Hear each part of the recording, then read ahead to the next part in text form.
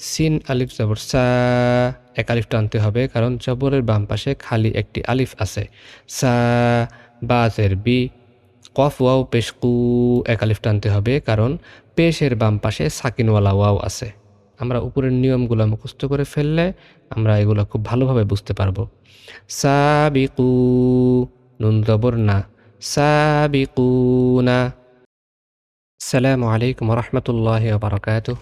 আমরা যারা আরবি হরফগুলা চিনি এবং জবর, জের, পেশ, সাকিন, তাসদিদ এগুলা চিনি, তাদের জন্য ক্লাসটি করা হয়েছে। তিলাওয়াতের জন্য যে সকল নিয়মগুলো আছে সবগুলা নিয়ম A to Z খুব সহজভাবে এই চ্যানেলে কমপ্লিট করা হবে ইনশাআল্লাহ। আর তিলাওয়াতের জন্য সর্বপ্রথম যে জিনিসটা আমাদের প্রয়োজন হয় সেটা হলো জবর, জের, পেশ।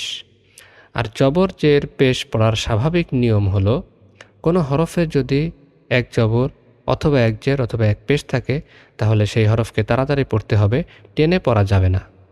যেমন বা জবর বা, বা জের বি, বা পেশ বু, বা বি বু, বা বি, এভাবে টেনে পড়া যাবে না।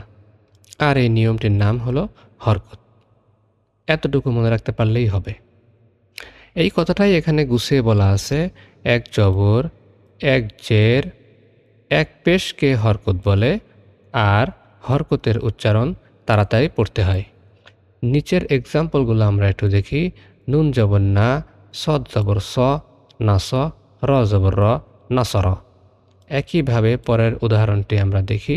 হামজা জবর আ, হা জবর হা, আহা, দাল জবর দা, আহাদা। ঠিক একইভাবে খলাক। তারপরে আছে কিবারু, তারপরে আছে হাসিবা। এখানে আমরা যদি পড়ি না সর, এভাবে পড়া যাবে না, অর্থ পরিবর্তন হয়ে যাবে। এখন আমরা দেখব কোথায় টেনে পড়তে হবে, অন্যথায় অর্থ পরিবর্তন হয়ে যাবে।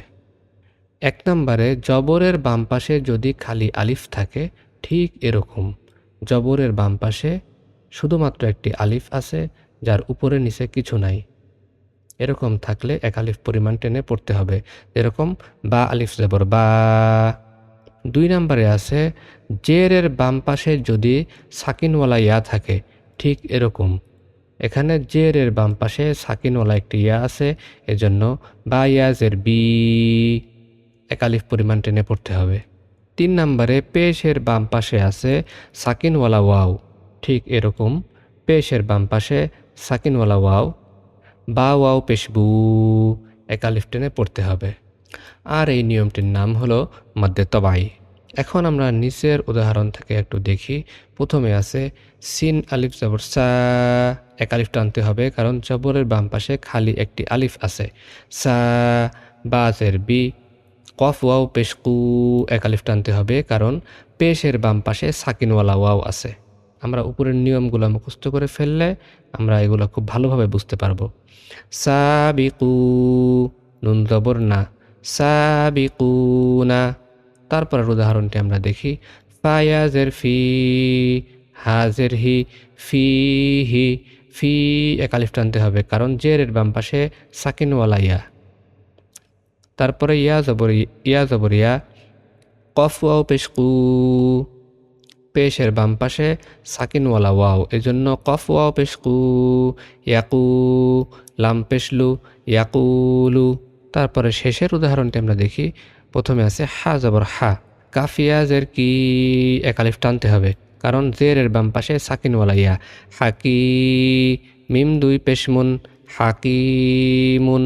আমরা হরকত এবং মদ্দে তবাই এই দুইটা নিয়ম যদি আমরা মুখস্থ করে ফেলতে পারি তাহলে পরবর্তীতে আমাদের অনেকগুলো নিয়ম শিখতে অনেক সহজ হয়ে যাবে।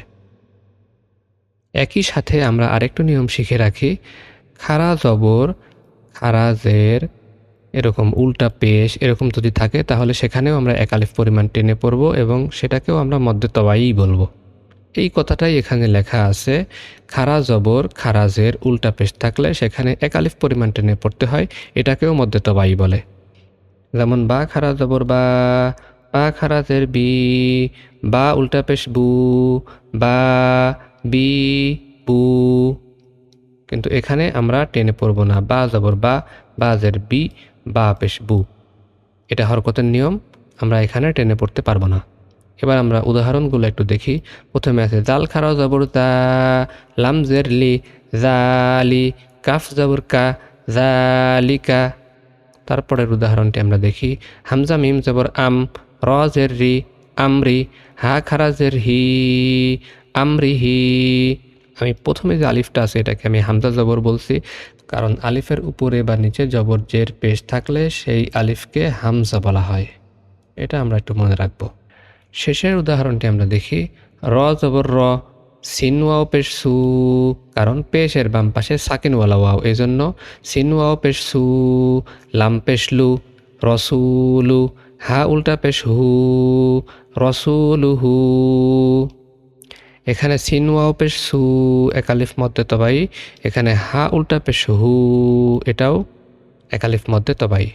এই হরকত এবং মধ্যে তবাই যদি আমরা ভালোভাবে মনে রাখতে পারি, তাহলে আমাদের পরবর্তীতে 8 থেকে 10টা নিয়ম পড়া সহজ হবে।